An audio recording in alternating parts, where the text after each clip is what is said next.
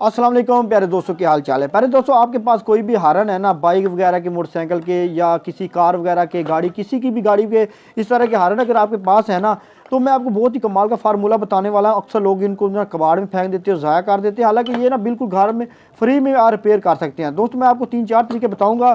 तो आज जनाब इस पर मुकम्मल जनाब इसकी रिपेयर मैं आपको सिखाऊंगा। दोस्तों, मैं मोहम्मद नसीर और आप देख रहे हैं नसीर टेक्निकल ऑलराउंडर। तो चलो जनाब वीडियो स्टार्ट करते हैं। दोस्तों, ये मेरे पास ना मुख्तलिफ मॉडल के हारन पड़े हुए हैं। जैसे कि ये छोटा हारन है, ये भी एक बाइक के हारन है और ये कार का हारन है। तो आपने क्या कहना, बहुत सारे लोगों को ना अक्सर इसको खोलने का जनाब पता नहीं होता और अक्सर वो ज़ाया कर लेते हैं। हालांकि इसको खोलने का तरीकाकार बिल्कुल आसान है। जैसे कि ये मेरे पास एक हारन पड़ा हुआ है, ये मैंने कबाड़ में उठाए हैं। और ये देखो, ये कोई बंदा जनाब इसको खोलता रहा है और उसका जनाब वो सारा जनाब उसने इसको डैमेज कर दिया। ठीक है ना।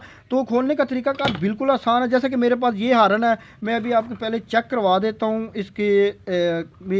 ये ना बिल्कुल डेड है। तो फिर उसके बाद मैं इसको खोल के रिपेयर करूँगा आपके सामने।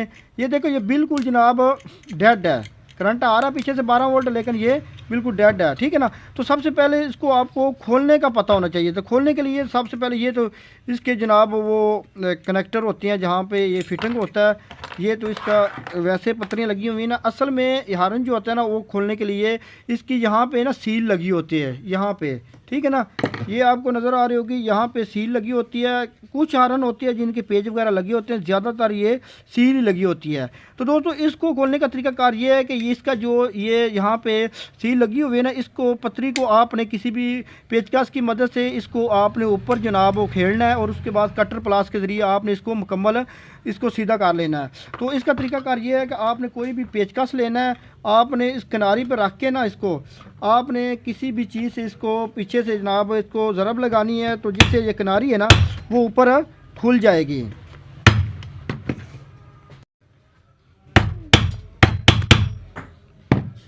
ऐसे। ठीक है ना। तो जब ये थोड़ा सा इसके ऊपर ये इसकी जो कवर है ना ये ऊपर हो गया ना, तो फिर इसके बाद इसको आपने कटर प्लास के ज़रिए आराम के साथ इसको खोल लेना है।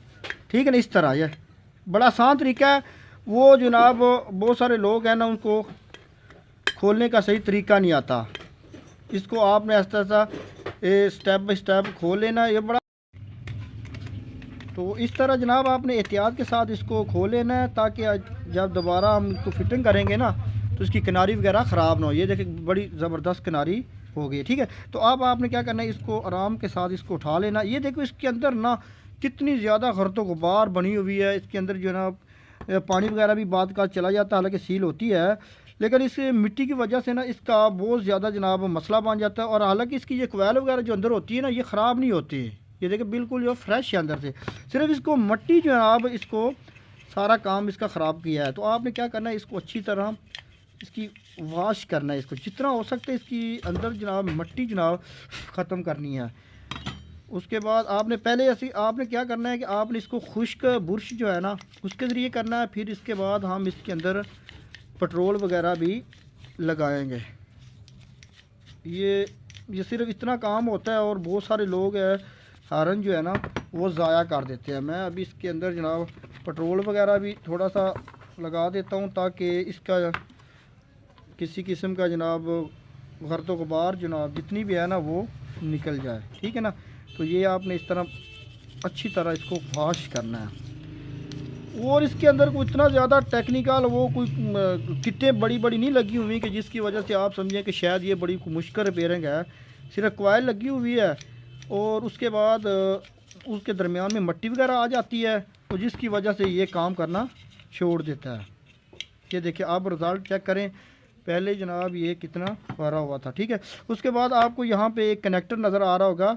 यहाँ पे जैसे कि अक्सर आपने देखा होगा कि इस्त्री का पॉइंट नहीं होता, जैसे कि वो आपस में टच होता है, ये होता है। ठीक है ना। इसको भी आपने अच्छी तरह साफ़ कर लेना। और उसके ऊपर कार्बन वगैरह आ जाता है ना इस पॉइंट के ऊपर, इस पॉइंट को भी आपने अच्छी तरह किसी बारीक पेचकस की मदद से इसको अच्छी तरह साफ़ कर देना दरमियान में, ताकि इसका आपस में राब्ता जो है ना वो सही रहे। यहाँ पर ये बिल्कुल ब्लैक हो गया था इसके ना गर्दो गुबार की वजह से ना।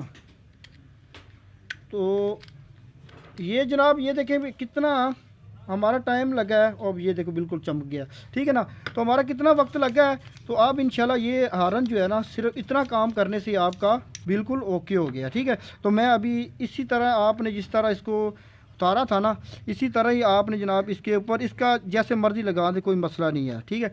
अभी हम जनाब इसको आपके सामने मैं चेक भी कर लेता हूँ। तो ये सिर्फ उसके पॉइंट जो है ना वो गर्द गुबार की वजह से मट्टी नहीं मट्टी जो है ना काम नहीं कर रही है। ये देखें,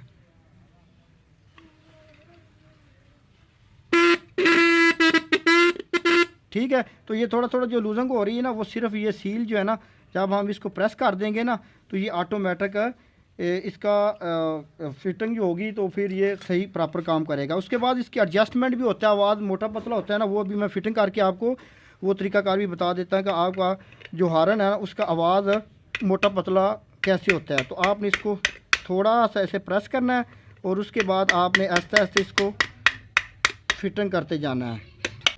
तो दोस्तों आपने इसकी जो ये सील है ना इसको अच्छी तरह दबाना है ताकि ये किनारी है ना इसके साथ प्रेस हो जाए और पानी वगैरह जाने का ख़तरा ना हो।